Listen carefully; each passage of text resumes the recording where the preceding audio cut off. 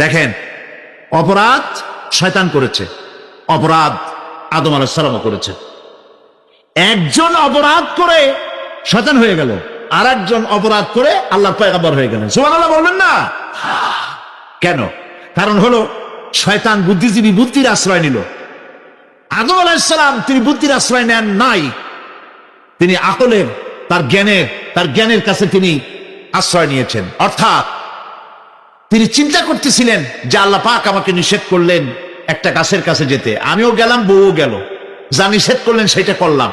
এখন যদি আল্লাহ আমারে প্রশ্ন করেন যে আমার হুকুম অমান্য করলা কেন, কি জবাব দেব?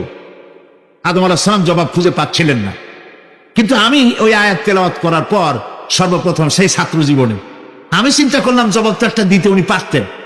ছাত্র মানুষের মধ্যে তো নানান চিন্তা আসে, তো আমার চিন্তা আসলে উনি একটা জবাব তো দিতে পারতেন, আমাদের আবাল বাসার একটা জবাব তো দিতে পারতেন, এই যে আল্লাহ পাক সবই ঠিক আছে, অপরাধ আমি করেছি, ভুল আমি করেছি, কিন্তু আমার এটা জানতে ইচ্ছে হয় জান্নাতের সমস্ত নাজ নেয়ামত আমার জন্য তুমি জায়েজ করে দিলা, যে গাছটার কাছে যাওয়া যাবে না, ফল খাওয়া যাবে না, এরকম একটা গাছ জান্নাতের মধ্যে বানাইয়া আমারই বিপদে ভালাইলা কেন? এরকম একটা জবাব তিনি দিতে পারতেন, কিন্তু তিনি দেন নাই। কারণ তিনি বুঝতে পেরেছেন মহাশক্তিধর আকাশ আর জমিনের মালিক আল্লাহ রাব্বুল আলামিনের সামনে আর্গুমেন্ট চলে না, তার সামনে আর্গুমেন্ট চলে না, সারেন্ডার চলো, আত্মসমর্পণ করা চলো। হযরত আদম আলাইহিস সালাম কোন আর্গুমেন্টের কাছে গেলেন না, কেঁদে কেঁদে অস্থির হয়ে যাচ্ছেন। আল্লাহ রাব্বুল আলামিন যখন প্রশ্ন করবেন, আদম রে আমার হুকুম ভাঙলি কেন, অমান্য করলি কেন, কি জবাব দেব? আর ঠিক সেই মুহূর্তেই রব্বুল আলামিন প্রশ্ন করলেন, আদম রে আমার হুকুম অমান্য করলে কেন?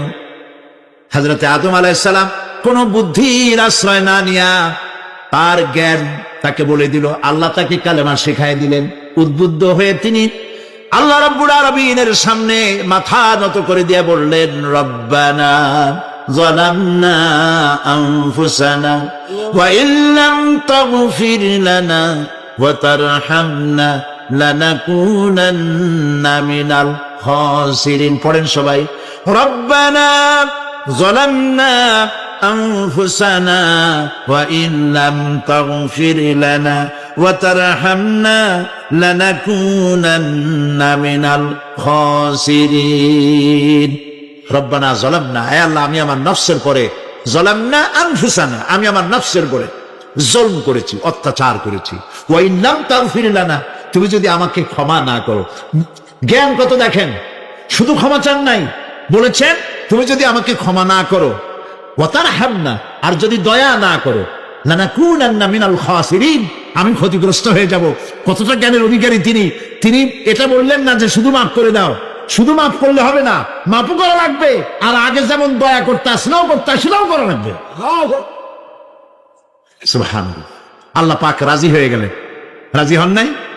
আল্লাহ রাব্বুল আলামিন হযরত আদম আলাইহিস সালামকে শুধু ক্ষমা করলেন না, ক্ষমাও করলেন, আর নবীর মর্যাদা দিয়ে আল্লাহ রাব্বুল আলামিন দুনিয়ায় পাঠাইয়া দিলেন। সুতরাং বুদ্ধি দিয়ে কাফেররা বুদ্ধির আশ্রয় গ্রহণ করে সর্বনাশ করেছে, যে পরকাল হইতে পারে না, মরে যাব আবার উঠবো, আবার এই শরীর কেমনে তৈরি হবে, এইটা তাদের বুদ্ধিতে কুলায় নাই। কিন্তু বুদ্ধি দিয়া চিন্তা করলে বোঝা যাইতো যে হ্যাঁ পরকাল একটা হইতে পারে। আর একটা কথা বলি, সেটা হলো এই, বহুত মানুষ আছে পরকাল বিশ্বাস করে না, আছে না? এমন আছে। এখন আমরা বিশ্বাস করি পরকাল, আমরা কারা কারা বিশ্বাস করি হাত উঁচু করে দেখান তো। আলহামদুলিল্লাহ বলি, বলেন আলহামদুলিল্লাহ। এখন যারা বিশ্বাস করে না তাদেরকে জানাতে চাই, আমরা যারা পরকালে বিশ্বাস করি, তাহলে পরকাল যদি না হয়, কিয়ামত যদি না হয়, বিচার আচার যদি কিছু না হয়, আমরাও বেঁচে গেলাম, আপনারাও বেঁচে গেলেন। কিন্তু সত্য সত্যই যদি পরকাল একটা হয়, বিচার যদি হয়, আমরা বেঁচে যাবো, ফেসে যাবা তোমরা। প্রিয় ভাই সব, আল্লাহ রাব্বুল আলামিন সুন্দর করে বুঝাচ্ছেন। দেখো এই যে সারা বছর এই যে ইটা কি বলে পরকাল কেন হবে, এটা বুদ্ধি দিয়ে চিন্তা করো, জ্ঞান দিয়ে চিন্তা করো। সারা বছর ব্যবসা করার পর হিসাব নিকাশের একটা দিন আসে, আসে না? পড়েন আসে কিনা? হিসাব নিকাশের একটা দিন আসে সারা বছর ব্যবসা করার পর, সারা বছর লেখাপড়া করার পর, তারপরে কি বলে পরীক্ষা দেওয়ার একটা দিন আসে, আসে না? তো সারা জীবন আপনি এখানে কাজবাজ করবেন, এখানে আপনি ভালো করলেন মন্দ করলেন, এর কোনো জবাব হবে না, বিচার হবে না। এটা পাগলের চিন্তা করতে পারে, আর পাগলেরা চিন্তা করে বলেই তারা বলে পাগলেরই এটা কথা, মাটির পুতুল যেমনে নাচায় তেমনে নাচি, পুতুলের কি দোষ? মরিয়া দেখেন, এই গান যারা বিশ্বাস করে মরিয়া দেখেন অবস্থাটা কি হয়। ফেরেশতারা আইসা ধোপায় যেমন কাপড় আশ্রায়, ওই রকম ঠ্যাং ধরিয়া কবরের মধ্যে আশ্রাবে আর বলবে যেমনে আশ্রায় তেমনে আশ্রাই, ফেরেশতার কি দোষ? কাজে এই পৃথিবী শেষ কথা নয়, মৃত্যু অবধারিত, মরা লাগবে না। এবার দেখেন আল্লাহ কি বলেন, আল্লাযী খালাকাল মাউতা ওয়াল হায়াতা লিয়াবলুয়াকুম আইয়ুকুম আহসানু আমালা। আল্লাহ পাক বলছেন আমি মৃত্যু আর জীবন সৃষ্টি করেছি। কেন করেছি? লক্ষ্য করুন, লিয়াবলুয়াকুম, যাতে করে আমি তোমাদেরকে পরীক্ষা করে নিতে পারি। কি ব্যাপারে? আইয়ুকুম আহসানু আমালা, আমলের দিক থেকে, নেক কাজের মধ্য থেকে, ভালো কাজ এবং খারাপ কাজের মধ্য থেকে, আইয়ুকুম আহসানু আমালা, ভালো কাজের দিক থেকে তোমাদের মধ্যে কে উত্তম, কে ভালো মানুষ, এইটার পরীক্ষা নেওয়ার জন্য আমি মৃত্যু আর জন্মের সৃষ্টি করেছি। প্রিয় ভাই সব খুব লক্ষ্য করুন, জন্ম আর মৃত্যু, জন্ম হলে মৃত্যু হবেই, না হবে না? এই যে একটা ডিউরেশন, একটি সময়, এই সময়টা হলো পরীক্ষার সময়। আমরা যারা পড়াশোনা করেছি, আপনারা পড়াশোনা করেছেন নিশ্চয়ই, কলেজে অথবা হাই স্কুল অথবা মাদ্রাসায় প্রতি বছর একটা করে পরীক্ষা আসে না? পরীক্ষা, এই পরীক্ষার ডিউরেশন কত সময়? 3 ঘন্টা। কয় ঘন্টা বলে? 3 ঘন্টা। এই 3 ঘন্টা পরীক্ষা দিতে গিয়ে আপনারা কি কোনো ছাত্রকে দেখেছেন যে প্রশ্নপত্র সামনে নিয়ে গল্প করতেছে, প্রশ্নপত্র সামনে নিয়ে তাস খেলে, জুয়া খেলে, আরেকদিকে তাকায় থাকে? প্রতিটি মুহূর্ত সে কাজে লাগাচ্ছে, প্রতি মুহূর্ত কাজে লাগাচ্ছে। 3 ঘন্টা পুরা হওয়া, 2 ঘন্টার মধ্যে পরীক্ষা তার শেষ হয়ে গেছে, কিন্তু সে চলে যাচ্ছে না, বাকি আরো 1 ঘন্টা আধা ঘন্টা রিভাইজ করতেছে। সে যা যা পরীক্ষা দিয়েছিল প্রশ্ন অনুযায়ী জবাবগুলি ঠিক হয়েছে কিনা সে মিলাই দেখে। কারণ কি? কারণ হলো এই পরীক্ষা যদি ফেল করি, বাপ মায়ের কষ্ট করা পয়সাগুলি বিফলে চলে যাবে, আমি চাকরি পাবো না, আমার জীবনটা 1 বছরের জন্য নষ্ট হয়ে যাবে। এই জন্য সে এত খাটাখাটনি করে পরীক্ষায় ভালো ফল করার জন্য সে পরীক্ষা দেয়, এবং পরীক্ষার রেজাল্ট এই পৃথিবীতেই হয়। ঠিক কিনা বলে? খাতা দেখতে যতদিন লাগে তারপরে পরীক্ষা হয়। খুব লক্ষ্য করুন, আমাদেরও একটা পরীক্ষা চলতেছে এই পৃথিবীতে, সকলে। ওটা শিক্ষাঙ্গনের পরীক্ষা, এটা জীবনের পরীক্ষা। এই যে ওর পরীক্ষার ডিউরেশন, সময়কাল 3 ঘন্টা, আর আমাদের পরীক্ষার, সমস্ত মানুষের পরীক্ষার সময়কাল হলো জন্ম থেকে শুরু করে মৃত্যু পর্যন্ত। এর মধ্যে বালেগ হওয়া পর্যন্ত সময়টা কনসিডারেবল, ক্ষমার যোগ্য। 15 বছর 12 বছর বালেগ হইতে যে কয় বছর লাগছে, এইটা যা করছেন যা বলছেন সব মাপ। কিন্তু বালেগ হওয়ার পরের থেকে নিয়ে মৃত্যু পর্যন্ত যা যা করবেন সমস্ত কাজের হিসাব আল্লাহর কাছে দিতে হবে। একটা প্রশ্ন করি আপনাদের কাছে, রাগ করবেন না তো? বলবেন যে কথা বলতে তো আপনি আসছেন, আমাদের দিয়ে খাটান কেন, এরকম চিন্তা করবেন না তো? প্রশ্নটা হচ্ছে, বলেন তো দেখি, পৃথিবীর মধ্যে সব চাইতে মূল্যবান জিনিস, দামি জিনিস কোনটা? হ্যাঁ, ইখতিলাফ হয়ে গিয়েছে, ইখতিলাফ হয়েছে। কেউ বলেছে যৌবন, কেউ বলেছে কোরআন, কেউ বলেছে ইসলাম। আর যারা বেশি বুদ্ধি রাখে তারা খামোশ, তারা কথা বলে নেই। কোনটা কইয়া কোন জ্বালা চুপ করে থাকেই ভালো। সব থেকে মূল্যবান জিনিসের নাম সময়। সব থেকে মূল্যবান জিনিসের নাম কি? এবার বলেন, এই পৃথিবীর মানুষ সব থেকে অপচয় করে কোন জিনিসে? সময়। সময়ের অপচয় আমরা যা করি। আমি সেদিন পুলিশ লাইনে আমার একটা বক্তব্য ছিল, কয়েক হাজার পুলিশ ছিল সেখানে, জুমার দিন। আমি বলছিলাম জুমার আগে তাদের সামনে, আজ আপনাদেরকে বলি, বাড়িতে আজকে রাত্রে ক্যালকুলেটর না থাকে যদি কাগজ কলম হাতে নেন। জীবনের 15 বছর বাদ দেন, এখন আপনার বয়স এখন যা, এই বয়সে প্রতিদিন ওই যৌবন প্রাপ্তির পর থেকে নিয়ে এই পর্যন্ত প্রতিদিন টেলিভিশনের সামনে নাটক দেখার জন্য, সিনেমা দেখার জন্য, ন্যাশনাল জিওগ্রাফি দেখার জন্য, ডিসকভারি দেখার জন্য, স্পোর্টস দেখার জন্য প্রতিদিন কয়েক ঘন্টা টিভির সামনে আপনি বসেন। এরপরে আপনি এগুলিকে সপ্তাহে কয় ঘন্টা হয়, মাসে কয় ঘন্টা হয়, বছরে কয় ঘন্টা হয়, বয়স এখন আপনার 50 বছর, 15 বছর বাদ দেন, 35 বছর হিসাব করেন কয় বছর আপনি টেলিভিশনের সামনে বসা ছিলেন। আমার কথা কি মাথায় ঢুকছে? কয় বছর টেলিভিশন আর সিনেমা হলে বসা ছিলেন? চায়ের দোকানে গল্প করতে গিয়ে, আড্ডা মারতে গিয়ে কতটা সময় নষ্ট করেছেন?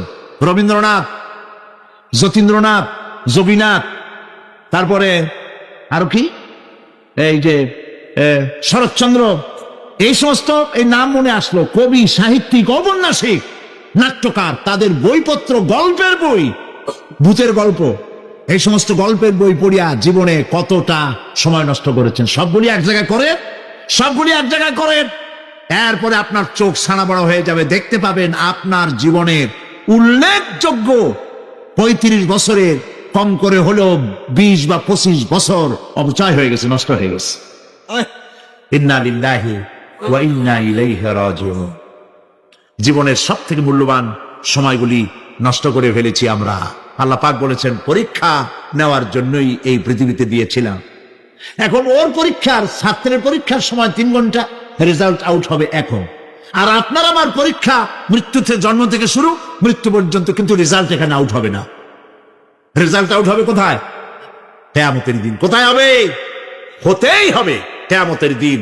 সেদিন এই পৃথিবীতে যারা ভালো কাজ করবে, ভালো কাজের জন্য আল্লাহ পুরস্কার দিবেন, আর মন্দ কাজ যারা করবে তাদের জন্য তিরস্কার তারা পাবেই। এই জন্য বিচার, কিয়ামত হওয়া, বিচার হওয়া, এটা বিবেকের দাবি, এটা জ্ঞানের দাবি। যারা বুদ্ধিজীবী দাবি করে, কপাল পোড়া, এরা এটা বোঝে না, এদের মাথার মধ্যে এটা ঢোকে না। ঠিক কিনা বলে? প্রিয় ভাই সব, কিয়ামত হবে এবং কিয়ামতে আল্লাহর দরবারে আমাদের সকলকে উঠতে হবে, এতে কোনো সন্দেহের অবকাশ না। এবার দেখেন আল্লাহ পাক এবার যুক্তি দিয়ে বুঝাচ্ছেন। সুবহানাল্লাহ বলেন। তোমরা যারা বলো যে মরে যাব, পচে যাব, মাটির সাথে মিশে যাব, আবার জিন্দা হব কেমনে? আল্লাহ বলে, কেমনে জিন্দা হবা বুঝাই। সুবহানাল্লাহ বলেন। আল্লাহ রাব্বুল আলামিন বলেন, আল্লাহুল্লাযী আরসালার রিয়াহা ফাতুসিরু সাহাবা فسقناه إلى بلد ميت فأحيينا به الأرض بعد موتها كذلك النشور। আল্লাহ পাক বলেন, লক্ষ্য করে দেখো, সমুদ্রের লবণাক্ত পানিগুলি বাষ্পীয় আকারে মেঘমালায় পরিণত করে দেই, আর বাতাসকে হুকুম করি মেঘটাকে টেনে নিয়ে যাও অমুক জায়গায়। আল্লাহ যেখানে বৃষ্টি দিতে চান, বাতাস মেঘকে ঠেলে নিয়ে সেখানে নিয়ে আসে, বৃষ্টির পানিগুলি পড়ল। আল্লাহ পাক বলেন, আকাশের সেই বৃষ্টির পানি দিয়া মরা জমিনকে আমি জিন্দা করে দিলাম। ফাআহিয়ানা বিহিল আরদা বাদা মাউতিহা, এই মৃত্যু জমিনকে আমি জিন্দা করলাম। সেখানে তুমি বীজ বপন করলে, সেই বীজগুলি, বীজের মাথা ফাটাইয়া চারাগুলি কে বাইর করে দিল? মাটির আস্তরণ, মাটির আস্তরণের মধ্যে কদুর বিচি, লাউর বিচি। আপনারা কদু কর না লাউ বলেন? যেটাই হোক, বুঝলেই হইল, কদু অথবা লাউ একই কথা। অথবা যে কোনো শাক সবজি, উদ্ভিদ, এর চারা, এর বীজ মাটিতে দেওয়া হলো। মাটিটা ফেটে চারা, যে পাতা দুটো বেরিয়ে আসলো, এই পাতা কি শক্ত না নরম? তাহলে মাটিটা ফাটাইয়া পাতা দুটো বাইর করে দিল কে? সুবহানাল্লাহ বলে। মরা জমিন থেকে, মরা জমিনে বৃষ্টির পানি দিয়ে জমিনটাকে জিন্দা করে, তার ভিতর থেকে আমি এভাবে করে জিন্দা করি, উদ্ভিদগুলিকে জিন্দা করে দেই। ঠিক একইভাবে কাযালিকান নুশুর, এইভাবে করে কিয়ামতে তোমাদেরকে উঠানো হবে। সুবহানাল্লাহ। লাল শাক দেখছেন? লাল শাক খান না আপনারা? বিচিগুলো ছোট ছোট, বিচিগুলি ছড়ায় দেন, দেখবেন কয়েকদিনের মধ্যে মাটির থেকে সব উদ্গত হয়ে যাবে। আল্লাহ পাক এই পৃথিবীতে আমাদের সৃষ্টি করেছিলেন, কবরের মধ্যে আমরা চলে যাব। সে কবর কি, হাসর কি ইত্যাদি বলবো ইনশাআল্লাহ ধীরে ধীরে। তো মাটির ভিতর থেকে এই গাছগুলি চারাগুলি যেভাবে উদ্গত হয়, আল্লাহ পাক বলছেন এইভাবে করে আমি তোমাদেরকে জিন্দা করব, আবার উঠাবো, এতে কোনো সন্দেহ নাই। সুবহানাল্লাহ। রব্বুল আলামিন দৃষ্টান্ত দিয়ে বুঝাচ্ছেন, আলাম ইয়াকুন নুতফাতাম মিন মানিয়্যিন ইউমনা সুম্মা কানা আলাকাতান ফাখালাকা ফাসাওয়া ফাজআলা মিনহু যাওজাইনি আয-যাকারা ওয়াল উনসা। আল্লাহ পাক বলেন, মানুষকে নিকৃষ্টতম মাতৃগর্ভে নিক্ষিপ্ত এক ফোঁটা পানি ছিল না, আমি তার থেকে আকার আকৃতি দিয়ে সুগঠিত করে মানুষের আকার দান করেছি, আর মায়ের পেটের ভিতরে আমি নারী আর পুরুষ বানাইছি, কন্যা সন্তান এবং পুত্র সন্তান বানাইছি। সুবহানাল্লাহ। এখন মানুষে কয় যে আমরাও পারি। এই যে ক্লোনিং সিস্টেম একটা শুরু হয়েছে, শুনছেন আপনারা? কথা না কইলে বুঝি কি ক্লোনিং পদ্ধতি। এটি ক্লোনিং পদ্ধতি বিজ্ঞানীরা যারাই কাজটা করতেছে, তারা বিশ্ব সভ্যতাকে বিনষ্ট করার একটি মারাত্মক কাজে তারা হাত দিয়েছে। ক্লোনিং পদ্ধতিতে যে যা কিছু তৈরি হয়, এর আগে ভেড়ার বাচ্চা হয়েছে, ছাগলের বাচ্চা বানাইছে, সেগুলি তার মায়ের মতোই হয়েছে অথবা পিতার মতো হয়েছে। পিতার ডিএনএ নিয়ে একটা পুরুষ জাতীয় জন্তুর ডিএনএ অথবা স্ত্রী জাতীয় একটি জন্তুর ডিএনএ নিয়ে তারপরে বিশেষ প্রক্রিয়ার মাধ্যমে সন্তান, এই বাচ্চা উৎপাদনের ব্যবস্থা তারা শুরু করেছে পশু দিয়ে। এরপরে মানুষ এভাবে করা যায় কিনা সেই চিন্তা তারা করেছে। ইতিমধ্যে নাকি দুটো বাচ্চা হয়েছে, এটা সত্য না মিথ্যা এখনো যাচাই করা যায় নাই। কিন্তু পশুর থেকে যেগুলো হয়েছে সবগুলি রোগ নিয়ে আসছে পৃথিবীতে, গেল 1 নম্বর কথা। 2 নম্বরে ডিএনএর মাধ্যমে যে মানব শিশু পয়দা হয় তার সবগুলি তার মায়ের অনুকরণে হয়, একেবারে অবিকল মায়ের চেহারা নিয়ে আসতেছে, অবিকল পিতার চেহারা নিয়ে আসতেছে।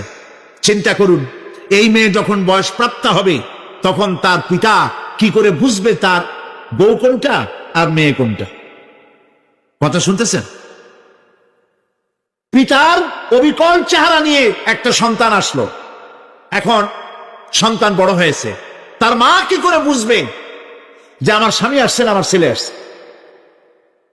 মানুষের এই হাজার হাজার crore crore million billion trillion মানুষ আল্লাহ পাক সৃষ্টি করেছেন এই পৃথিবীতে, একটা মানুষের চেহারার সাথে আরেকটা মানুষের মিল, গলার আওয়াজেরও মিল নাই। যতই নকল করার চেষ্টা করুক একজন আর একজনের, ধরা পড়েই।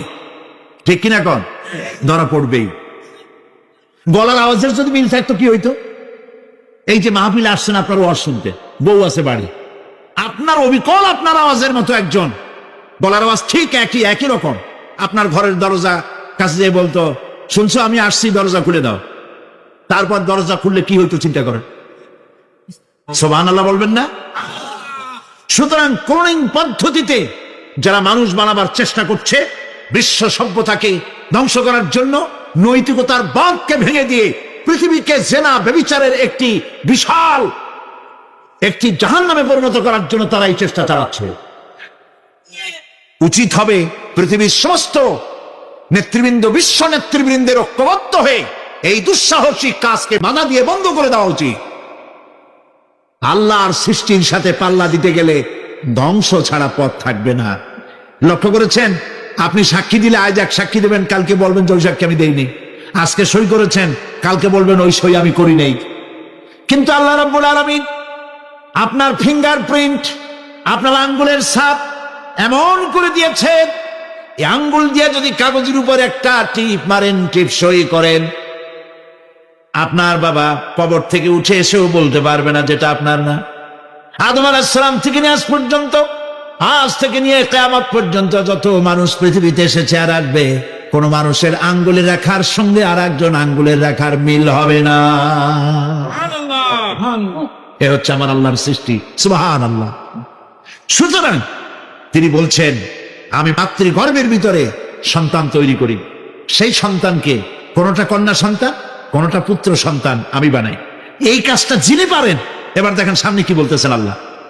এই কাজটি যিনি করতেছেন আলাইসা যালিকা বিকাদিরিন আলা আন ইউহিয়াল মাউতা। এত বড় কাজ যিনি সম্পাদন করেছেন, এক ফোঁটা নাপাক পানি, এক ফোঁটা নিকৃষ্ট গান্দা পানি যা শরীর থেকে নির্গত হলে পরে গোসল ফরজ হয়ে যায়, এমন এক ফোঁটা পানি দিয়ে তোমার জন্মের উৎপত্তি করেছি, আকার দিলাম, হাত দিলাম, পাও দিলাম, চোখ দিলাম, সুন্দর করে বানালাম, তারপরে পৃথিবীতে পাঠালাম। এরপরে তুমি কি করে মনে করতে পারো যে সেই আল্লাহ তোমার মৃত্যুর পরে আবার জিন্দা করতে পারবে না? আলাইসা যালিক, আল্লাহ পাক কি তোমাকে মৃত্যুর পরে আলাইসা যালিকা বিকাদিরিন, আল্লাহ পাকের পক্ষে এটা কি সম্ভব নয় যে তোমার মৃত্যুর পরে আল্লাহ আবার চিন্তা করবেন? বলেন অবশ্যই পারবেন, বলেন অবশ্যই পারবেন। প্রিয় ভাই সব, আল্লাহ পাকের পরে বলছে ইয়া আইয়ুহান নাসু ইন কুনতুম ফি রাইবিম মিনাল বা'সি ফাইন্না খালাকনাকুম মিন তুরাব।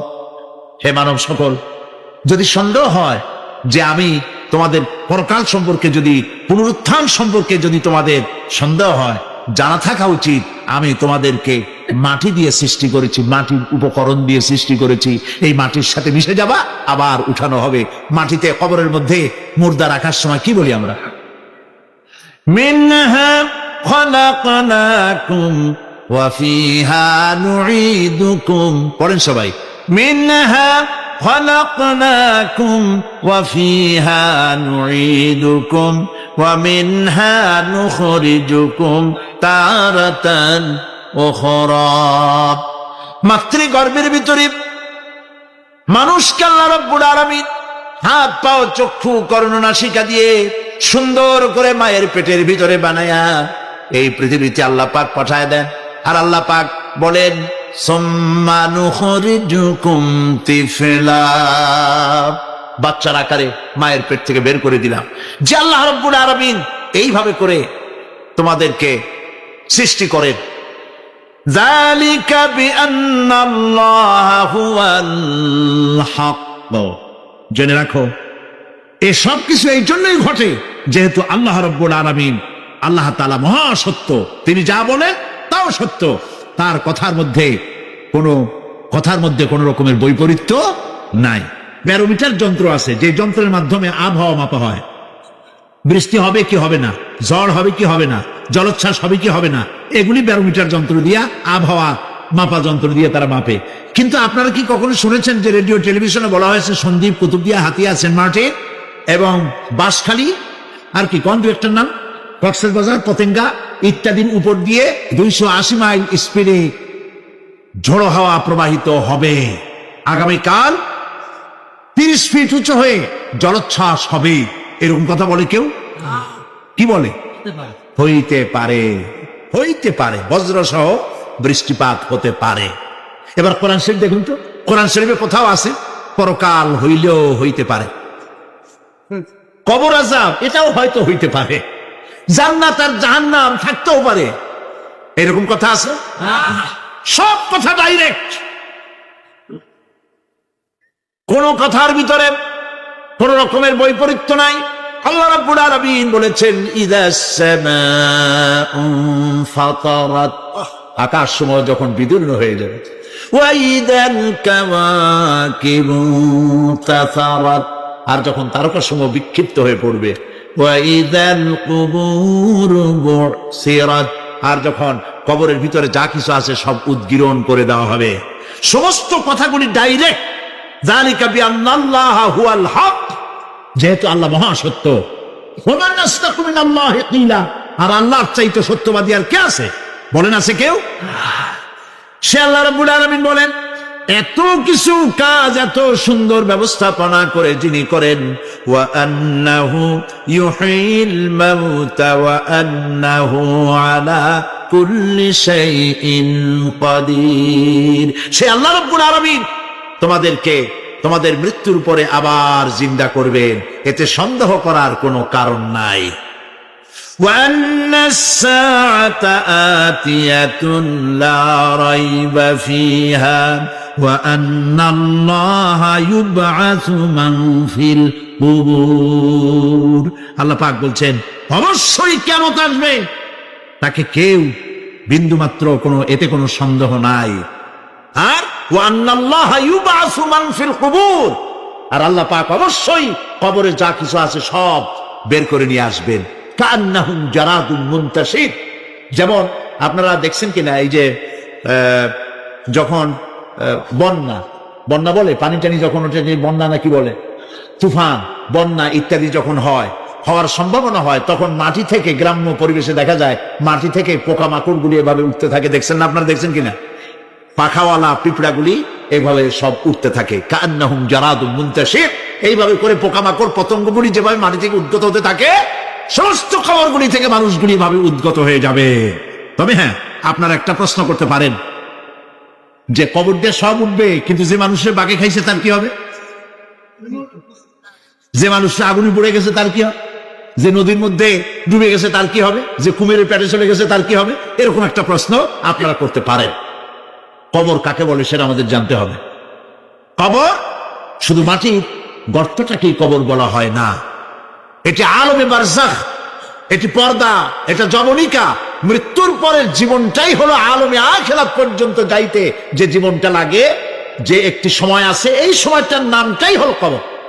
সেটা গর্তের মধ্যে হইতে পারে, মাটির মধ্যে, সেটা বাঘের পেটে হতে পারে, সেটা কুমিরের পেটে হতে পারে, সেটা পানিতে পচে যেতে পারে, এটা কোনো বিষয় না। আল্লাহ পাক উঠাতে চাইবেন এবং সমস্ত কিছুকে কিয়ামতের দিন আল্লাহ রাব্বুল আলামিন তার দরবারে হাজির করবে। তাহলে আমরা বুঝতে পারলাম যে কিয়ামত যে হবে এই ব্যাপারে কোনো সন্দেহের অবকাশ না। এখন ওই কিয়ামতের দিন আল্লাহ রাব্বুল আলামিন আমাদের বিচার নেবেন, হিসাব করবেন। দুনিয়ায় যে পরীক্ষা দিয়েছিলাম, এই পরীক্ষায় যদি কেউ একবার ফেল করে, আর একবার পরীক্ষা দিয়ে পাশ করার সুযোগ আছে। আরো একবার যদি ফেল করে, আবার পরীক্ষা দিয়ে পাশ করার সুযোগ আছে। 10 বার পরীক্ষা দিবেন, 10 বার ফেল করবেন। 100 বার পরীক্ষা দিবেন, 100 বার ফেল করবেন, তারপরেও আবার পরীক্ষা দেওয়ার সুযোগ আছে। কিন্তু কিয়ামতের ময়দানে যদি কোনো মানুষ তার জীবনের পরীক্ষায় যদি ফেল করে, দ্বিতীয়বার পরীক্ষা দিয়া পাশ করার আর কোনো সুযোগ নাই। এই পৃথিবীতে জজ কোর্টে কেউ হেরে গেল, হাইকোর্টে আপিল করার সুযোগ আছে। হাইকোর্টে যদি হেরে যায়, সুপ্রিম কোর্টে কেস করে জেতার সুযোগ আছে, আপিল করার সুযোগ আছে। সুপ্রিম কোর্টেও হেরে গেল, প্রেসিডেন্টের কাছে জীবন ভিক্ষা চাওয়া যাইতে পারে। কিন্তু কিয়ামতে, আখিরাতে, আদালতে, ওই জায়গায় মানুষ যদি একবার তার জীবনের মামলায় হেরে যায়, দ্বিতীয়বার আপিল করার আর কোনো জায়গা নাই। কঠিন জায়গা, সেই জায়গা হবে এবং সেখানে সবাইকে উঠতেই হবে।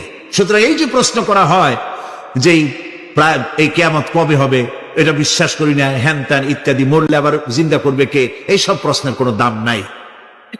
আল্লাহ পাক এই ব্যাপারে আরেকটি কথা বলছেন, ইয়াসআলুনাকা কাআন্নাকা হাফিজুন আনহা কুল ইন্নামা ইলমুহা ইনদাল্লাহ ওয়ালাকিন্না আকসারান নাসি লা ইয়ালামুন। হে নবী, এরা আপনার কাছে এই প্রশ্নটা করে এইভাবে যে কিয়ামত কবে আসবে, মনে হয় যেন আপনি এটা জানেন। এই ইলম কিয়ামত কবে হবে মনে হয় যেন আপনি এটা জানেন, সেই জন্য তারা এই প্রশ্নটা করছে। আসলে কুল ইন্নামা ইলমুহা ইনদাল্লাহ, কিয়ামত কবে হবে এটা কে জানেন? ওয়ালাকিন্না আকসারান নাস লা ইয়ালামুন, অবশ্যই অধিকাংশ মানুষেরা এটা জানে না। কিয়ামত কবে হবে এটা একমাত্র আল্লাহ পাক জানেন। পরকালের জীবন যে হবে এতে কোনো সন্দেহ নাই, সেই ব্যাপারে আল্লাহ পাক বলছেন, আআনতুম আশাদ্দু খালকান আমিস সামাউ বানাহা। তোমরা যে পুনরুত্থান সম্পর্কে অস্বীকার করো, এবার চিন্তা করো, তোমারে বানানো কঠিন না ওই মহা আকাশটা বানানো কঠিন? কোনটা কঠিন বলেন না আপনারা, কোনটা কঠিন? আপনারা একটু তাকায় দেখেন তো, এই যে বিশাল প্যান্ডেল, এই প্যান্ডেলে খুঁটি আছে না নাই? আছে কিনা? কতগুলো খুঁটি গুনতে আপনার আধা ঘন্টা খানে সময় লাগবে, ঠিক না? এই একটা প্যান্ডেল বানাতে যদি এতগুলি খুঁটি লাগে, তাহলে বিশাল আকাশে যদি এইরকম খুঁটি লাগতো আকাশটারে ঝুলাই রাখার জন্য, তাহলে চিন্তা করেন তো, খুঁটির জ্বালায় গাড়ি গাড়ি চালান যাইতো? আছে কোনো খুঁটি? জোরে বলেন আছে? নাই। ওই আকাশটাকে আল্লাহ পাক বলছেন, আনতুম আশাদ্দু খালকান আমিস সামাউ বানাহা, তোমারে বানানো কঠিন নয় বিশাল আকাশ বানানো কঠিন? কোনটা কঠিন ছিল? তো ওই আকাশটা বানানোই তো আল্লাহ পাকের কাছে সহজ হয়ে গেছে। তাহলে তোমারে একবার বানাইয়া যে একবার বানাতে পেরেছেন তিনি আবার চিন্তা করতে পারবেন না, এই চিন্তা কেন করো? আল্লাহ রাব্বুল আলামিন কোরআনে কারীমের ভিতরে পরিষ্কার করে বলেছেন, ওরা বলে, কাফের বেঈমানেরা বলে, ক্বালা মান ইউহয়িল ইযামা ওয়া হিয়া রামীম, আমাদের হাড় গোড় যখন পচে যাবে, গলে যাবে, কে আমাদের চিন্তা করবে? জবাবে আল্লাহ পাক বলেন, হে নবী আপনি বলুন, কুল ইউহয়িয়াল্লাযী আনশাহা আউওয়ালা মাররা, আপনি বলে দিন যে আল্লাহ রাব্বুল আলামিন একবার তোমাকে সৃষ্টি করেছেন, প্রথমবার যিনি সৃষ্টি করেছেন, দ্বিতীয়বার মৃত্যুর পরে আবার তিনি জিন্দা করবেন। কেন বিশ্বাস করো না? সুতরাং এই যে আল্লাহ পাক মানুষকে জীবন দিয়েছেন, এই জীবনের পরে মৃত্যু, মৃত্যুর পরে আবার আমাদের সকলকে উঠতে হবে এবং আল্লাহ পাকের দরবারে আমাদেরকে উপস্থিত হতে হবে। এই কথাগুলি যারা অস্বীকার করে, পরকাল যারা মানে না, তাদের সম্পর্কে আল্লাহ পাক বলছেন, والذين كذبوا بآياتنا ولقاء الآخرة حبطت أعمالهم, আল্লাহ পাক বলেন যারা পরকালকে অস্বীকার করেছে, আখিরাত যারা মানে না, তাদের জিন্দেগীর সকল আমলগুলিকে আল্লাহ পাক বরবাদ করে দিবেন। পরকালের বিশ্বাসের উপরে ভিত্তি করেই মানুষের চরিত্র ভালো হইতে বলেন পারে। একটা দৃষ্টান্ত দেই, একটা দৃষ্টান্ত। এই যে যারা চুরি করে, ডাকাতি করে, সন্ত্রাস করে মানুষ মারে, এখন তো আল্লাহর রহমতে সন্ত্রাস বন্ধ হয়েছে, হয় নাই? হয়েছে কিনা? সন্ত্রাস বন্ধ হয়েছে, আলহামদুলিল্লাহ বলে। এই সন্ত্রাসগুলি করে কি জন্যে? এদের ধারণা নাই যে আল্লাহ পাক আমাদেরকে উঠাইতে পারবে, আমাদের মৃত্যু হবে, পরকালের চিন্তা নাই বলেই তারা এই কাজটা করে। চাঁদাবাজি, মাস্তানি, কে আপনাকে ঠেকাবে? পুলিশের ভয় আপনি ঘুষ নেবেন না, পুলিশে দেখে ফেলবে। অথবা কোন পুলিশ মনে করলো যে আমার ঊর্ধ্বতন অফিসার তো দেখেন আমি ঘুষ নেই। এরা যাতে অন্যায় না করে, অফিসাররা, গভর্নমেন্টের লোকেরা অন্যায় না করে, জনগণ অন্যায় না করে, সেই জন্য এন্টি করাপশন ডিপার্টমেন্ট রাখা হয়েছে, দুর্নীতি দমন বিভাগ। দুর্নীতি যাতে না করে সেই জন্য দুর্নীতি দমন বিভাগ।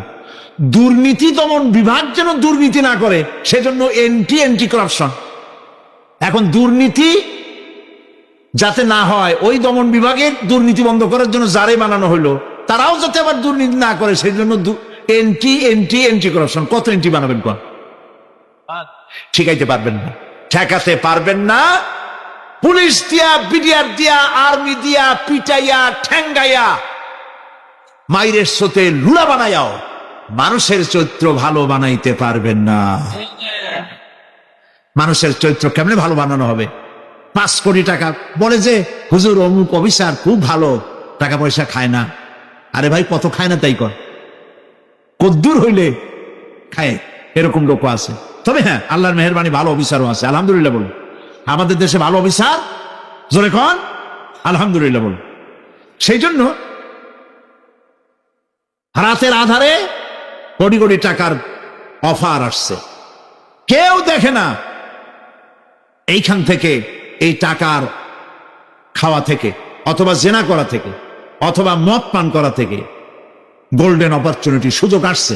জেনা করা যায়, মদ খাওয়া যায়, টাকা নেওয়া যায়, অবৈধ টাকা। এই অপরাধ থেকে বাঁচাতে পারে একমাত্র পরকালের জবাবদেহিতা, আখিরাতের ভয়। আল্লাহর কাছে আমাকে জবাবদিহি করতে হবে, এই ভয় ছাড়া আর কোনো কিছুই মানুষের এই বিপদ থেকে মানুষের চরিত্র ভালো বানাইতে পারে না। মানুষের চরিত্র ভালো বানাবার জন্য এটাই হচ্ছে একমাত্র পথ। সেই জন্য আল্লাহ পাক আখিরাতের জীবন রেখেছেন, উঠতে সেখানে হবেই। এই পৃথিবীতে একবার যখন আসছি, আমাদেরকে জিন্দা আল্লাহ করবে এবং সমস্ত কথাগুলির জবাব আল্লাহর কাছে দিতে হবে। পরকালের ব্যাপারে আল্লাহ পাক একটা ঐতিহাসিক যুক্তি দিয়েছেন, অনেক যুক্তি কোরআনে কারিমে দিয়েছেন। আরেকটি যুক্তি আপনারা শোনেন, একেবারে ঐতিহাসিক যুক্তি। আল্লাহ পাক বলছেন, মহান আল্লাহ তাআলা আখিরাতের বাস্তবতা সম্পর্কে একদিকে যেমন তারা সৃষ্টির কলা কৌশল সম্পর্কে বলেছেন, আর একদিকে মানুষকে চিন্তা ভাবনা করতে বলেছেন। চিন্তা ভাবনা করে দেখো, কালের সাক্ষী, কালের পুঞ্জীভূত সাক্ষী গ্রহণ করো, দেখো যে পরকাল হবে কিনা, এই আল্লাহ পাক কিয়ামতে তোমাদেরকে উঠাতে সক্ষম কিনা। আল্লাহ রাব্বুল আলামিন বলেন, ওয়াত্তুর ওয়া কিতাবিম মাসতুর ফি রাক্কিম মানশুর ওয়াল বাইতিল মা'মুর ওয়াস সাকফিল মারফু' ওয়াল বাহরিল মাসজুর ইন্না আযাবা রাব্বিকা লাওয়াকি' মা লাহু মিন দাফি'। সূরা তুর। আল্লাহ পাক বলছেন, তুর পাহাড়ের শপথ, তুর পাহাড়ের শপথ, সেই প্রকাশ্য পবিত্র গ্রন্থের শপথ যা লিপিবদ্ধ রয়েছে মুসলিম ঝিল্লিতে, চর্ম ঝিল্লিতে লিপিবদ্ধ রয়েছে।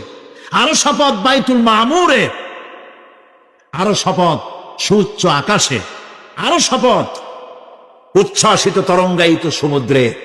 নিশ্চয়ই সেই আযাব আসবে, আযাব মানে কিয়ামত, সেই পরকাল অবশ্যই আসবে। মা লাহু মিন দাফি', এই শাস্তি থেকে, এই কিয়ামত আসা থেকে, এই কিয়ামত সংগঠিত হওয়া থেকে রোধ করার মতো ক্ষমতা কারো নাই। সুবহানাল্লাহ। এখন আল্লাহ পাক তুর পাহাড়ের কসম করছেন। তুর পর্বত হচ্ছে সেই পর্বতের কথাই ধরা যাক, যেখানে একটি ঐতিহাসিক পর্বত, হযরত মূসা আলাইহিস সালামকে আল্লাহ রাব্বুল আলামিন যেখানে নবুয়তের শিরস্থান পড়িয়ে দিয়েছিলেন, তুর পাহাড়ের ভিতরে। অতুর সিনিন, তুর পাহাড়ের কসম আল্লাহ পাক বলছেন। এবং খোদায় আল্লাহ রাব্বুল আলামিনের সঙ্গে বিরোধিতা করার কারণে ফেরাউনকে এই তুর পাহাড়ের কাছে লোহিত সাগরের মধ্যে, দরিয়ায় নীলের মধ্যে আল্লাহ পাক ডুবিয়ে মেরেছিলেন। এবং নির্যাতিত বনী ইসরাইলকে শাস্তি দেওয়ার চূড়ান্ত সিদ্ধান্ত এই তুর পাহাড়েই আল্লাহ পাক দিয়েছিলেন। আল্লাহ বলছেন, আমি সেই তুর পাহাড়ের কসম করি।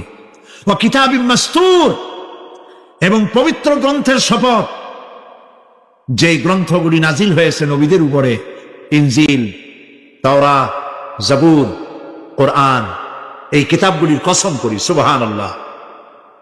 কোরআনের কসম করি, আল্লাহ পাক বলছেন, এই কিতাবগুলির কসম করছি। তুর পাহাড়ের কসম করছি, কিতাবগুলির কসম করছি। ওয়াল বাইতুল মা'মুর, আর বাইতুল মা'মুরের কসম করছি। সেটা কি? আকাশের প্রত্যেকটি আকাশে একটি করে বাইতুল মা'মুর আছে। ওই আকাশের ফেরেশতারা এই বাইতুল মা'মুরকে কেন্দ্র করে আল্লাহ রাব্বুল আলামিনকে সিজদা দেয়। আল্লাহ পাক হযরত আদম আলাইহিস সালামকে বলেছিলেন, একটি ঘর বানাও, বাইতুল মা'মুরের নিচে বানাও। তিনি বললেন, আমি তো জানি না বাইতুল মা'মুর কোথায়। হযরত জিবরাইলকে পাঠানো হলো। বাইতুল মা'মুর আকাশের যেখানে আছে, ঠিক সেই সোজা বর্তমানে মক্কা শরীফে যে কাবা শরীফ যা আছে, অবিকল আল্লাহ পাকের আকাশে বাইতুল মা'মুর যেখানে, তার সরাসরি নিচেই কাবা শরীফ স্থাপিত হয়েছে। আল্লাহ রাব্বুল আলামিন বলছেন, আমি এই বাইতুল মা'মুরের কসম করছি। এরপরে আল্লাহ পাক বলছেন যে ফেরেশতারা যে বাইতুল মা'মুরকে তাওয়াফ করে এবং আল্লাহ পাকের ইবাদত করে, সেই বাইতুল মা'মুরের কসম। ওয়াস সাকফিল মারফু', সুউচ্চ আকাশের কসম। এই আকাশ আল্লাহ পাক সৃষ্টি করেছেন বিগাইরে আমাদিন, কোন রকমের কোন খুঁটি ছাড়াই। সুবহানাল্লাহ বলি আমরা। এই বিশাল আকাশ সম্পর্কে ওই যে বুদ্ধিজীবী যারা, কোরআনের জ্ঞান যাদের কাছে নাই, তারা বলে যে আকাশ বলতে কিছু নাই, ওইটা একটা নীলা নীলা বহুত দূর, সেই জন্য নীলা নীলা দেখা যায়। এই পৃথিবী সম্পর্কেও তাদের ধারণা, এই পৃথিবীও কিছু না, এটা হলো ওই যে কি বলে, সূর্যের কাছের থেকে একটা উজ্জ্বল জ্যোতিষ্ক খুব ফোর্সে যাচ্ছিল, এই ফোর্স সহ্য করতে না পেরে সূর্যের একটি অংশ মহাশূন্যের উপরে ছিটকে পড়লো। ঘুরতে ঘুরতে পৃথিবীর আকার ধারণ করেছে। এই হলো ওদের ধারণা, এক্সিডেন্টের মাধ্যমে নাকি এই পৃথিবী হয়েছে। মূল কথা হলো এইভাবে করে যদি কোন একটা গ্রহ উজ্জ্বল জ্যোতিষ্ক যাওয়ার কারণে পৃথিবী হয়ে থাকে, তাহলে এখন তো পৃথিবীতে মানুষ ধরতেছে না, মানুষ তো অনেক বেশি বেড়ে গেছে, তাহলে আর একটা জ্যোতিষ্ক দয়া করে সূর্যের পাশ দিয়া যাইয়া আর একটা খণ্ড হালাই দিয়া আর একটা পৃথিবী বানায় না কেন? প্রিয় ভাই সব, আল্লাহ পাক বলছেন ওয়াসাকফিল মারফু, আমি এই বিশাল আকাশের কসম করি। সুবহানাল্লাহ। এরপরে ওয়াল বাহরিল মাসজুর, পৃথিবীতে প্রবাহিত উচ্ছ্বসিত তরঙ্গায়িত সমুদ্র রাজির কসম করি। সুবহানাল্লাহ। আচ্ছা বলেন তো, এই পৃথিবী এর নিচে কি? এই পৃথিবীর নিচে কি?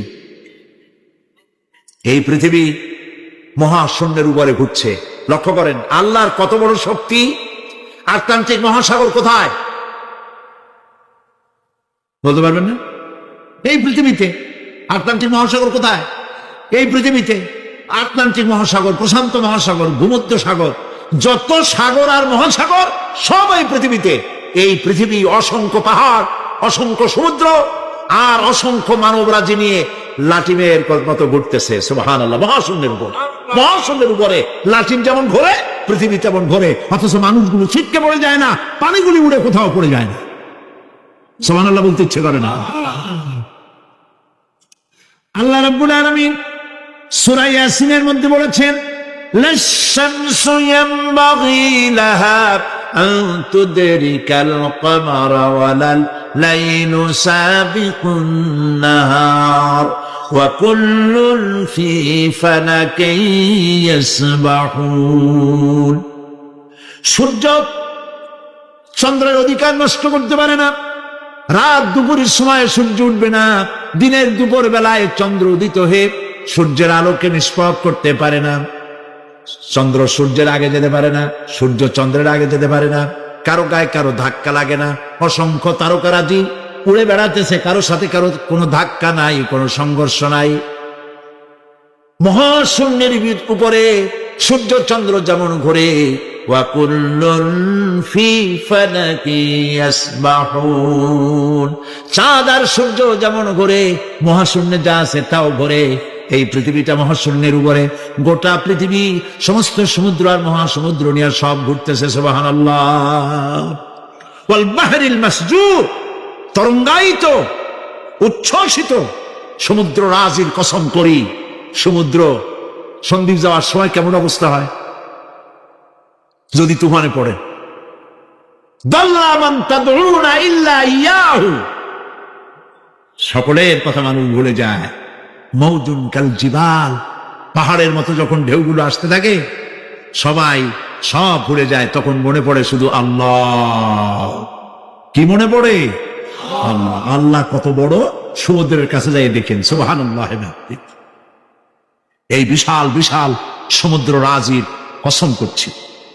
এতগুলি কসম করে আল্লাহ পাক কোরআনে কারীমের মধ্যে বলছেন, দেখো এই সব জিনিসগুলি আমি সৃষ্টি করেছি, আর এই জিনিসগুলির কসম করে বলছি সেই পরকাল অবশ্যই অনুষ্ঠিত হবে, সেই আযাব আসবে। কেউ এই পরকাল অনুষ্ঠিত হওয়া থেকে কেউ ফিরাইয়া রাখতে পারবে না। এখন তোমরা প্রশ্ন করতেছ আল্লাযী ফীহি আল্লাযী হুম ফীহি মুখতালিফুন, এই ব্যাপারে তোমরা ইখতিলাফ করতেছ, মতবিরোধ করতেছ, ঠাট্টা করতেছ, বিদ্রূপ করতেছ। কাল্লা সায়ালামুন, অবশ্যই তোমরা জানতে পারবে। সুম্মা কাল্লা সায়ালামুন, অবশ্যই তোমরা জানতে পারবে সেই পরকাল হবে, এতে কোনো সন্দেহ নাই। সুবহানাল্লাহ। এখন ওই পরকাল কিভাবে হবে, কেমনে অনুষ্ঠিত হবে, সে কথাগুলি আমি আগামীকাল আপনাদের সামনে আলোচনা করব ইনশাআল্লাহ। দাঁড়ানো ভাইরা একটু বসেন, দাঁড়ানো যত ভাইরা আছে মেহেরবানি করে সবাই বসেন, আর একটু জিকির করেন লা ইলাহা ইল্লাল্লাহ, লা ইলাহা, জোরে পড়েন লা ইলাহা ইল্লাল্লাহ। আলহামদুলিল্লাহ, আজকে প্রথম দিনেই এটি কোরআনে কারীমের তাফসীরের মাহফিলের রওনক, মাকবুলিয়াতের একটি নমুনা। আজকে প্রথম দিনেই 5 জন আজকে প্রথম দিনেই 5 জন ইসলাম কবুল করার জন্য মঞ্চে এসে হাজির হয়ে গেছেন, আলহামদুলিল্লাহ বলেন। তাদেরকে আমরা ইসলাম কবুল করার ব্যবস্থা করছি, আর তারপরে মোনাজাত হবে, আজান হবে, এশার জামাত হবে। এত বড় জামাতের লোক কারো সামলানো উচিত না। নামাজ জামাতে আদায় করে আপনারা যাবেন। দেন কাগজ দেন।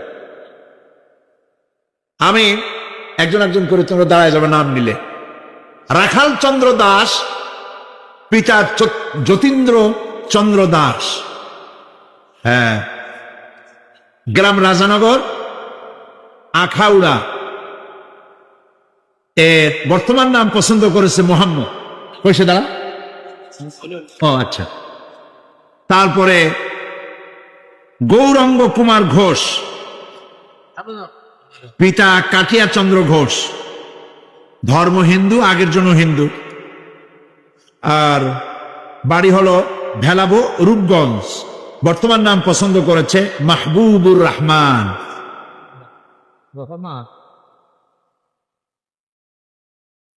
আরেকজনের নাম শ্রী নিখিল চন্দ্র রায়, পিতা শ্রী অবিনাশ চন্দ্র রায়, হিন্দু, বাড়ি দক্ষিণ গোসাইপুর, কোতোয়ালি, চট্টগ্রাম। নাম পছন্দ করেছে মোহাম্মদ ওমর ফারুক। মাশাআল্লাহ। দুলাল চন্দ্র মণ্ডল, পিতা মৃত সুনীল চন্দ্র মণ্ডল, ধর্ম হিন্দু, বাড়ি হলো বালা তৈর, নিয়ামতপুর, নওগাঁ। এরা আছে চাঁদগাঁওয়ে, চট্টগ্রামে থাকে। নতুন নাম পছন্দ করেছে মোহাম্মদ আব্দুর রহমান। আরেকজন নয়ন চন্দ্র সাহা, পিতা উত্তম চন্দ্র সাহা, গ্রাম বালাখাল, কদম রসুল, সীতাকুণ্ডু। বর্তমান নাম পছন্দ করেছে মোহাম্মদ সাইফুল ইসলাম। আলহামদুলিল্লাহ। আমরা আলহামদুলিল্লাহ বলি, আমরা তাদেরকে উৎসাহিত করি, জোরে বলি আলহামদুলিল্লাহ। আচ্ছা ভাই, আপনারা দাঁড়াইছেন কেন কন্ত দেখি? একটু পরেই তো দাঁড়াবেন, মোনাজাতের পরেই দাঁড়াইতে পারবেন, নামাজ পড়বেন, আল্লাহর মেহেরবানি। তো দাঁড়ানো, হাঁটা, ওনাদেরকে সম্মান দেন। বসেন, আসুন আমার কাছে, 5 জনই কাছে আসেন। হাত দেন, হাত হাত হাত হাত। আচ্ছা, মাথাগুলি নিচে করে আসুন। লা ইলাহা ইল্লাল্লাহু মুহাম্মাদুর রাসূলুল্লাহ। আল্লাহ ছাড়া কোনো ইলাহা নাই, মাবুদ নাই। মুহাম্মদ সাল্লাল্লাহু আলাইহি ওয়াসাল্লাম আল্লাহ প্রেরিত রাসূল। আশহাদু আন লা ইলাহা ইল্লাল্লাহু ওয়াহদাহু লা শারীকা লাহু ওয়া আশহাদু আন্না মুহাম্মাদান আবদুহু ওয়া রাসূলুহু। আমি সাক্ষ্য দিচ্ছি, জোরে বলো, আমি সাক্ষ্য দিচ্ছি আল্লাহ ছাড়া কোন ইলাহ নাই, কোন মাবুদ নাই, কোন উপাস্য নাই। তিনি এক, তার কোন অংশীদার নাই। আমি আরো সাক্ষ্য দিচ্ছি মুহাম্মদ সাল্লাল্লাহু আলাইহি ওয়াসাল্লাম আল্লাহর বান্দা এবং তার প্রেরিত রাসূল। সবাইকে বলো আসসালামু আলাইকুম। জবাব দেন আপনারা। প্রিয় ভাই সব, এক মুহূর্ত আগ পর্যন্ত তারা ছিলেন মুশরিক, আর এখন ঠিক পর মুহূর্তে তারা আমাদের তাওহীদবাদী ভাই। আলহামদুলিল্লাহ বলেন, সবাই বলেন আলহামদুলিল্লাহ। আমাদের সকলের আমলনামায় কম বেশি গুনাহ আছে। নবী করিম সাল্লাল্লাহু আলাইহি ওয়াসাল্লাম বলেছেন, যখনই কেউ বিশ্বাসের সাথে অর্থ সহকারে বনে প্রাণে বিশ্বাস করে কেউ যদি এই কালেমা উচ্চারণ করে, পিছনের সমস্ত গুনাহ খাতাকে আল্লাহ পাক মাফ করে দেন। এদের জিন্দেগির সব গুনাহ মাফ হয়ে গেছে। এখন এরা এখন মাসুম, বেগুনাহ। আমি আল্লাহ পাকের এই বেগুনাহ মাসুম বান্দাদের সাথে আলিঙ্গন করছি।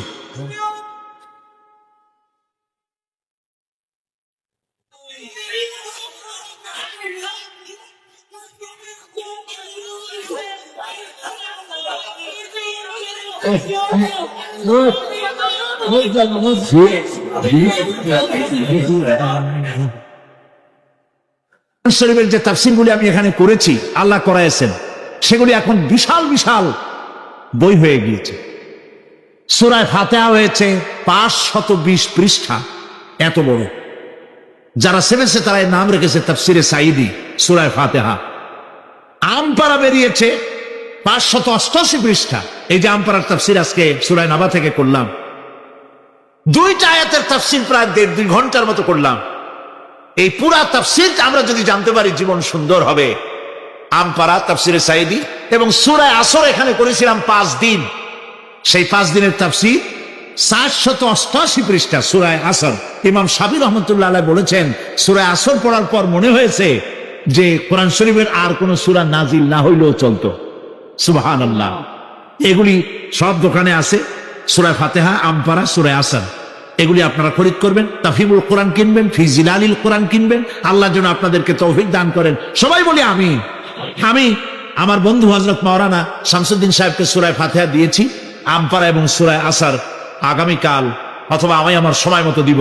আজকে আমি আমপারা, তাফসিরে সাঈদী আমপারা এবং তাফসিরে সাঈদী সূরা আল আসর। আজকের প্রধান অতিথি বাইতুশ শরফের মধ্যমণি, আলেমে দ্বীন, সাহেব ইলম, সাহেব বসিরত, আল্লামা হযরত মাওলানা শাহ কুতুবউদ্দিন সাহেব দামাত বারকাতুহুল আলিয়া, তাকে এই বিশাল মাহফিলের পক্ষ থেকে আমি হাদিয়া পেশ করছি।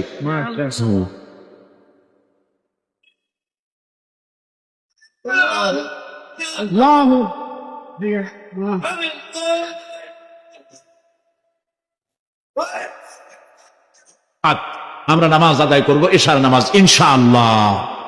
আল্লাহুম্মা আমিন। রব্বানা যালামনা আনফুসানা ওয়া ইন লাম তাগফির লানা ওয়া তারহামনা লানাকুনান্না মিনাল খাসিরিন। রব্বানা লা তুযিগ কুলুবানা বা'দা ইয হাদাইতানা ওয়া হাব লানা মিন লাদুনকা রাহমাতান ইন্নাকা আনতাল ওয়াহ্হাব। হায় আল্লাহ তাআলা, লাখো জনতা আজকের এই প্রথম দিনেই আল্লাহ তাআলা কোরআনের এই মাহফিলে দীর্ঘক্ষণ ধরে তোমার কোরআনের কথা শুনে তোমার দরবারে হাত তুলেছি। দয়া করে মেহেরবানি করে আমাদের জিন্দেগির গুনাহ খাতাকে মাফ করে দাও। আমাদের মা বাপ মুরব্বিয়ান যারা কবরে চলে গেছে, আল্লাহ তাআলা কবরগুলিকে জান্নাতের টুকরায় পরিণত করে দাও। রব্বির হামহুমা কামা রব্বায়ানি সগীরা। পড়েন সবাই, রব্বির হামহুমা কামা রব্বায়ানি সগীরা। হায় আল্লাহ তাআলা, আমাদের বিবি বাল বাচ্চা যা দান করেছো সবগুলিকে দিনদার বানাও, ইমানদার বানাও, নামাজি বানাও, পরেজগার বানাইয়া দাও।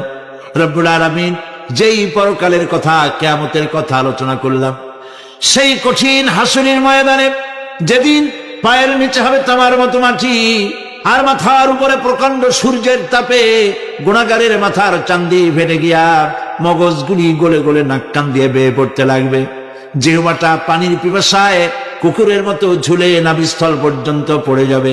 ময়দানে সারা পড়বে পানি পানি বলে।